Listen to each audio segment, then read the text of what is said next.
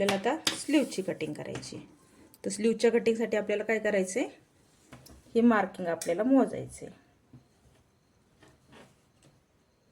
9.25. त्यातून अर्धा इंच आपलं शिलाई मार्जिन जाणार, त्याच्यामुळे येते किती 9.25. तसंच आपल्याला फ्रंट पण मोजायचं आहे. आर्महोल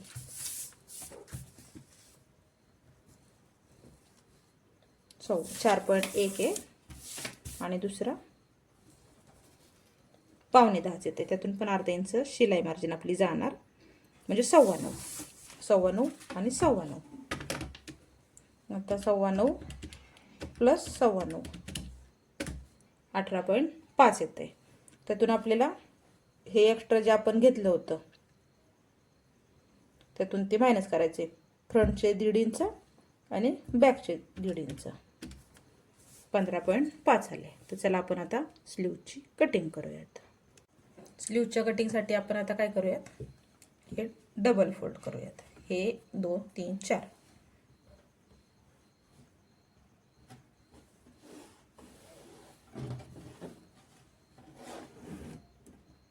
ठीक आहे.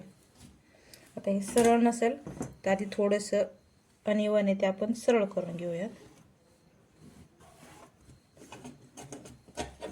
ठीक आहे. आता उंची किती आपली फ्रंट स्लीवची 4.5. त्यामध्ये आपल्याला 1 इंच प्लस करायचे 5.5. तसंच ह्या साईडला पण 5.5.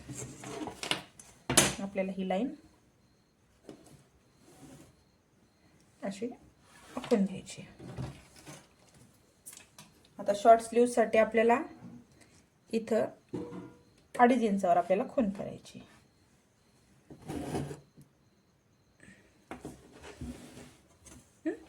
आणि आता आपण आपल्या आलं किती होतं 15.5. 15.5 भागिले 2 किती होतंय 7.25. तर 7.25ची खूण आपल्याला कुठं करायची, ही इथून ह्या रेषेवर.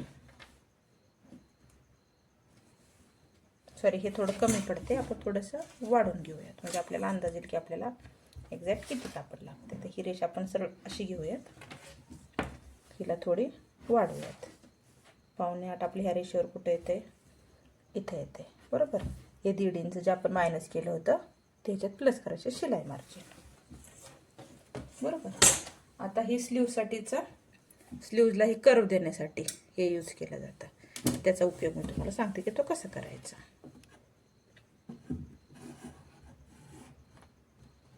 तो कसा ठेवायचा, आपल्याला असा ठेवायचा.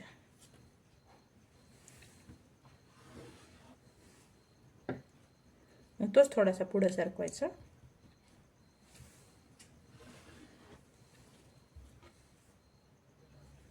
दंडगेर किती आपला 12.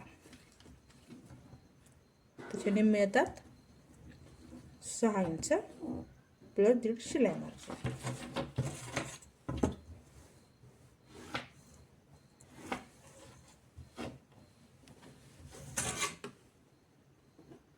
हा असा आकार तो आपल्याला दिसतो.